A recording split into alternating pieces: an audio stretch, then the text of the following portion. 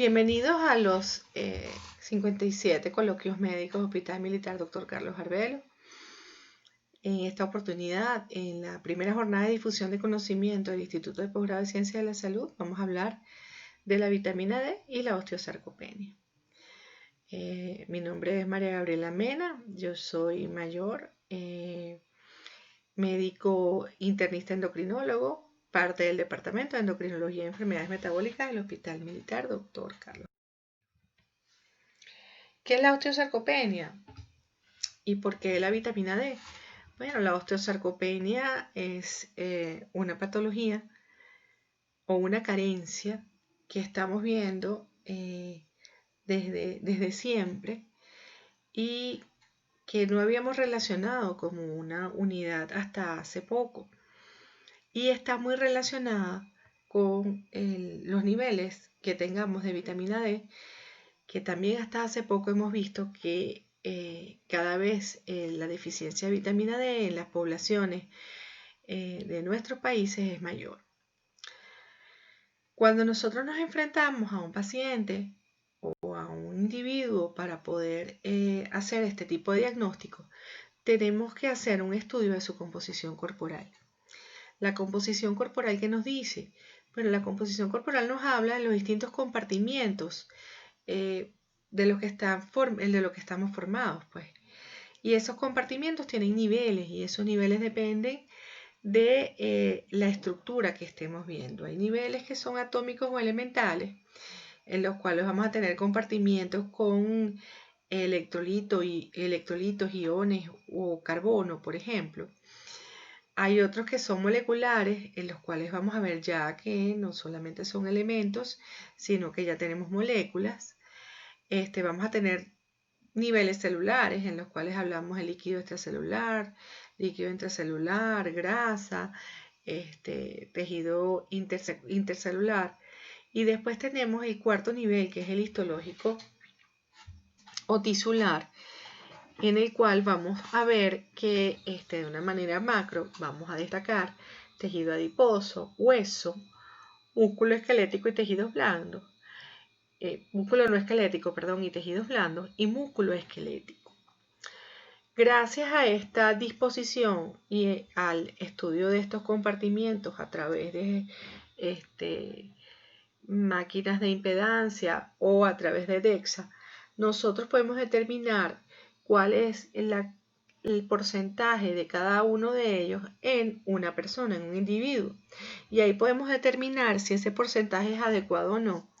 Y podemos, de una u otra manera, después de interferir o hacer algún tipo de intervención médica o de tratamiento, ver si hay un avance o no en la mejoría o en el balance de esos compartimientos. Dentro de esos compartimientos, nosotros vamos a ver que el hueso es uno de los más importantes cuando nos estamos refiriendo a este tipo de patologías, ¿no? Entonces, la osteoporosis es altamente estudiada, es una patología estudiada hace muchos años. El término se introdujo en Francia a comienzos de 1820 y era con una descripción del estado patológico del hueso. Al vocabulario médico en inglés que solo conocemos entró ya en el siglo XX, en el siglo pasado. La osteoporosis, ¿qué es? Es una enfermedad esquelética sistémica caracterizada por disminución de la masa ósea, tanto de las proteínas que lo constituyen como de su estructura, pues ya sean por las sales minerales de calcio que contienen, por su microarquitectura. Y vamos a ver que un hueso normal tiene esta arquitectura que vemos hacia la derecha, y vamos a ver que un hueso osteoporótico pierde gran parte de esa masa, que aquí no vemos, esos huecos pequeños están llenos de masa, y aquí vamos a ver que en este hueso esa masa no se ve, y además de ello las trabéculas son más delgadas y hay menos entramados y comunicación entre el tejido, lo que hace que ese hueso sea un hueso frágil y fácilmente fracturable. Tenemos que tomar en cuenta que esta enfermedad es una enfermedad que se va a evidenciar en todo el mundo. Entonces, a nivel mundial, se dice que 1 de cada 3 mujeres la sufre y 1 de cada 12 hombres mayores de 50 años sufren osteoporosis. O sea que tenemos aquí como un punto de corte que son los 50 años. También se dice que a nivel mundial 200 millones de personas padecen este déficit de lo que sería la calidad, la matriz ósea. Y en Estados Unidos 10 millones de personas mayores de 50 años ya tienen diagnóstico de osteoporosis y otros 34 millones están en riesgo de la enfermedad. Y por supuesto, la consecuencia más temida y la consecuencia más mortal de esta patología es la fractura. Y se dice que hay 1.5 millones de fracturas por osteoporosis o por fragilidad al año. Estas son estadísticas que por supuesto son generalizadas, pero que nosotros podemos corroborar en los estudios en cada uno de los países. Y podemos corroborar también en la casuística de nuestros hospitales, sobre todo en pacientes en edades muy avanzadas. Aquí podemos ver la curva de crecimiento y vemos como si hay un crecimiento exponencial hasta más o menos los 30 años, después de lo cual empieza a haber una pérdida lenta de esa masa ósea hasta los 50 años y de allí en adelante hay como una pérdida un poco más rápida y se vuelve a enlentecer ya después de los 75, 80 años. Entonces vemos las alteraciones en nuestra composición corporal, en nuestra estatura. La vamos a ver también en la distribución de nuestras extremidades y en nuestros puntos de sustentación, como estamos viendo aquí en la lámina, donde vemos erguida una persona de 55 años y ya una persona de 75 años por aplastamiento de vértebras, por osteoporosis, por artrosis, por disminución de la masa muscular, va a tener entonces una tendencia a ser encorvado, a tener una curvatura patológica de su columna vertebral y va a tener un aumento de lo que sería la flacidez a nivel de los músculos abdominales, y todo esto hace que los puntos de sustentación y el equilibrio también varíen. Esa pérdida degenerativa de masa muscular puede ser tanto por envejecer o por llevar una vida sedentaria. Entonces, ¿qué vamos a tener aquí? Bueno, vamos a tener que también esto va a hacer que haya una alteración de nuestra composición corporal, de nuestra postura, de nuestro equilibrio. Cuando se introduce el término sarcopenia, se crea una controversia en cuanto a su definición. En 1989, el doctor Irving Rosenberg propuso ese término, que es sarco, músculo, penia, pérdida. Pero hay que entender la sarcopenia como un síndrome gradual de pérdida de esa masa muscular y que no solamente es la pérdida de la masa, también es la pérdida de la fuerza que pueda uno tener con esa pérdida muscular o porque la calidad del músculo ya no sea la más adecuada, porque sea un músculo que ya no tenga las características moleculares e histológicas adecuadas para mantener la fuerza necesaria para que podamos tener una marcha, una vida y podamos tener una fuerza que haga que no nos limite ningún tipo de actividad. Entonces, la sarcopenia es un síndrome que se caracteriza por una pérdida gradual y generalizada de la masa muscular esquelética y también de la fuerza con riesgo de presentar resultados adversos como la discapacidad física, una calidad de vida eficiente y por supuesto esto puede conllevar mortalidad. Dentro de esa controversial definición, el Grupo de Trabajo Europeo de Sarcopenia en Ancianos recomendó añadir, obviamente, la función muscular al diagnóstico y otros grupos, además de la fuerza muscular, recomendó también medir la velocidad de la marcha. Y por supuesto, allí se evidenció que era clara la alta prevalencia y relación entre la edad y la sarcopenia. Entonces vamos a tener este tipo de carencias a medida que nos hacemos mayores. Pero todo esto puede ser medible y todo esto puede ser controlable. En estudios a gran escala, vamos a ver, por ejemplo, que en Estados Unidos, en Francia, en Italia, países donde se ha podido hacer estudios multicéntricos, ya se evidencia alrededor de los 65, 70 años la presencia de gran cantidad de población con sarcopenia establecida. Por ejemplo, vemos que de los 60 a los 70 años se habla de una pérdida de un 5 a 13% de masa muscular y más de 80 años ya se habla de un 11 a un 50%. En el impacto poblacional en el 2011 se afectó a más de 50 millones de personas y se proyecta que hacia el 2050 se afectará a más de 200 millones de personas. Entonces, ¿cuáles son los datos?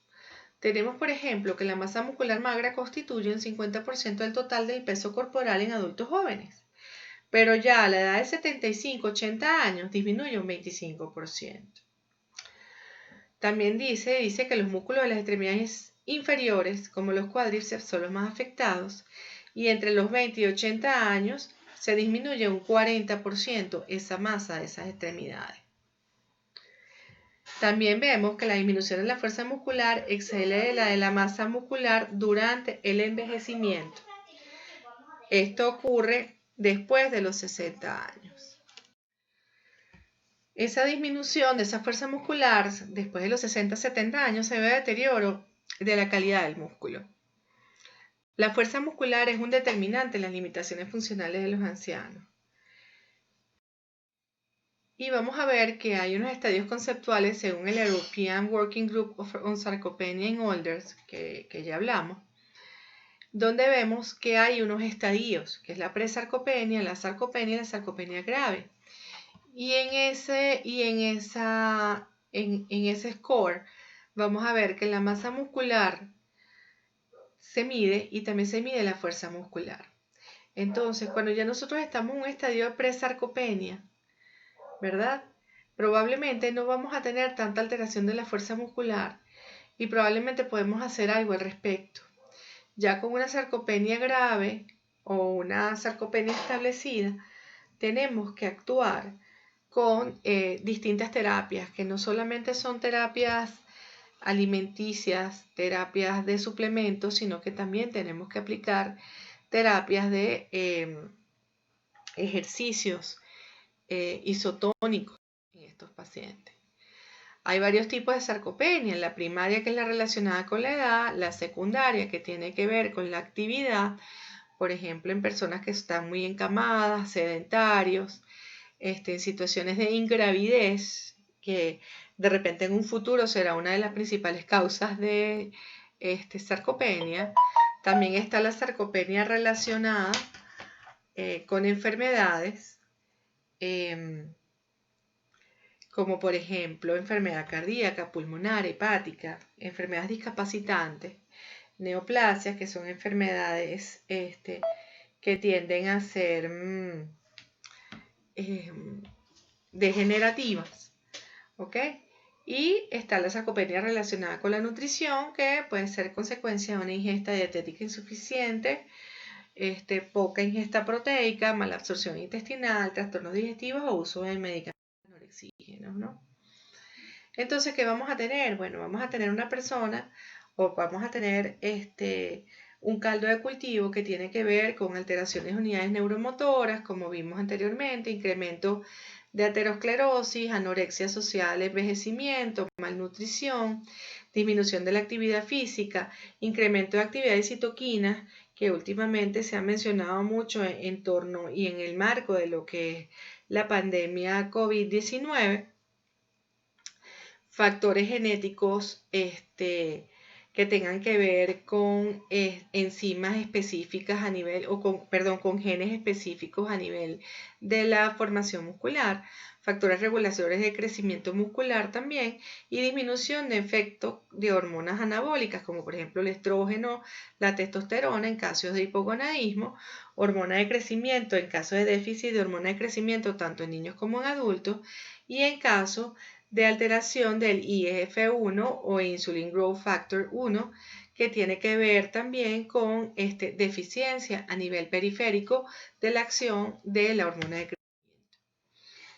Entonces, ahí vamos a entrar en lo que es la definición de la fragilidad del anciano, donde vamos a ver que presentan varios de estos síntomas, en la presencia de 3 de ellos, que son pérdida no intencional de peso, de 4 a 5 kilos al año, autopercepción de cansancio extenuante, debilidad, disminución de la velocidad de la marcha y disminución de la actividad física, tenemos un anciano que fácilmente se puede caer, fracturar, encamarse y morir.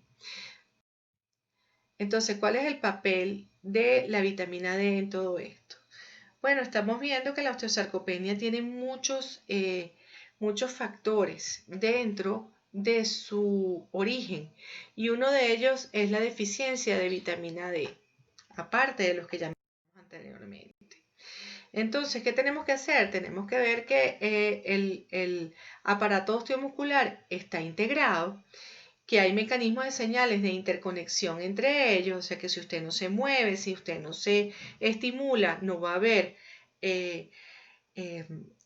conexión entre ellos. Hay que recordar que la tensión que ejerce el músculo sobre el hueso hace que el hueso se mantenga mineralizado, y la acción que haga uno con el hueso sobre el músculo también hace que el músculo mantenga su trofia o su masa.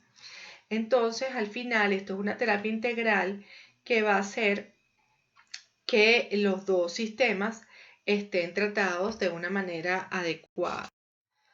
En cuanto a la vitamina D, ¿qué es la vitamina D? Bueno, su acción, ella tiene unos mecanismos indirectos sobre lo que serían las células, mecanismos indirectos sobre lo que sería la masa muscular y el tejido óseo, ¿no? Hay receptores de vitamina D en las células mesenquimales, en el mesodermo embrionario, y vamos a ver que en la masa ósea esos receptores de vitamina D van a encontrarse tanto en osteoblastos como en osteocitos, y ellos van a regular, en este caso, directamente la formación de mineral óseo. Y a nivel de la masa muscular ha habido siempre algo de controversia en cuanto a esos receptores de vitamina D, porque ellos no garantizan que haya un aumento de masa muscular. Pero sí se ha visto que en ciertos pacientes con déficit de vitamina D, el hecho de suministrarla hace que se doble el tamaño de los miotúbulos y hace que haya una regulación negativa de la miostatina. La vitamina D fue descubierta como elemento en el año 1922 por el profesor McCollum en la Universidad de Johns Hopkins en Baltimore. Desde entonces fue denominada vitamina D siguiendo el orden alfabético de otras vitaminas, y se observó que era capaz de curar el raquitismo en niños y la osteomalacia en adultos, ambas enfermedades que tienen una afectación directa sobre el área osteomuscular. La deficiencia de vitamina D mimetiza acciones de envejecimiento, como por ejemplo incremento de infiltración del tejido adiposo, activación de las vías proteolíticas del músculo, osteoclastogénesis e incremento del torneo óseo. ¿Cuáles son los hallazgos del déficit severo y sostenido de la vitamina D? Bueno, pérdida de fuerza muscular o función muscular, miopatía invalidante grave, de predominio muscular con un dolor esquelético o muscular difuso en adultos. También va a haber atrofia muscular generalizada y anomalías electromiográficas, afectación de la atrofia de la fibra muscular tipo 2, que es la que nosotros conocemos contracción rápida, e infiltración grasa. Todo esto hace que el músculo tenga una arquitectura alterada y por lo tanto no solamente va a alterar la morfología del músculo, sino su capacidad de potencia y de fuerza. Entonces, en este estudio del EVOS, el European Study of Vertebral Osteoporosis, se vio en pacientes de ambos sexos que niveles séricos de calcidiol superiores a 20 nanogramos sobre mililitro garantizaban mayor fuerza muscular de agarre en las manos, mantenimiento de actividades cotidianas, menores pérdidas de densidad mineral ósea en la cadera, todo esto medido por densitometría mineral ósea en fémur. Entonces, a partir de esos estudios se recomendó que hubiese una intervención en pacientes que tuviesen deficiencia de vitamina D, porque en pacientes sin esa deficiencia, la administración de vitamina D no demostró mejorar ni fuerza muscular ni equilibrio. Entonces, después de varios estudios, se determinó que la administración de 800 a 1000 unidades de vitamina D por día hace que haya mejoría no solamente de la fuerza muscular, sino del equilibrio en ancianos con deficiencia de vitamina D. ¿Qué no se recomienda? Megadosis, que emplean regímenes de suplemento intermitentes con intervalos de dosificación largos y variables, como por ejemplo de 100.000 unidades de colecalciferol por vía oral cada 4 meses, o 30.000 unidades de vitamina D2 por vía intramuscular una vez al año, o 500.000 unidades anuales. ¿Por qué? Bueno, porque son dosis que actúan de una manera errática, de una manera no continuada y sostenida, y lo que se ha determinado es que lo que producen realmente es el efecto contrario. Van a hacer que haya una alteración en la función del músculo, una mayor fragilidad del hueso, y se ha visto que en distintos estudios donde se estaban probando estos medicamentos que no entran en estudios de análisis grandes o de metaanálisis, porque ya probaron no ser efectivos y más bien ser perjudiciales, que dan una calidad muy mala tanto de músculo como de hueso. Entonces, ¿a quiénes se les debe dar o a quiénes se les debe considerar complementar con vitamina D? Bueno, personas que realmente tengan déficit de los niveles de vitamina D séricos y en las dosis que son recomendadas diarias. Además de esto, junto con el ejercicio físico y la alimentación. Bueno, muchas gracias. Espero que estos 20 minutos hayan sido de su agrado y que hayamos podido aportar algo en cuanto a la materia de osteosarcopenia y vitamina D.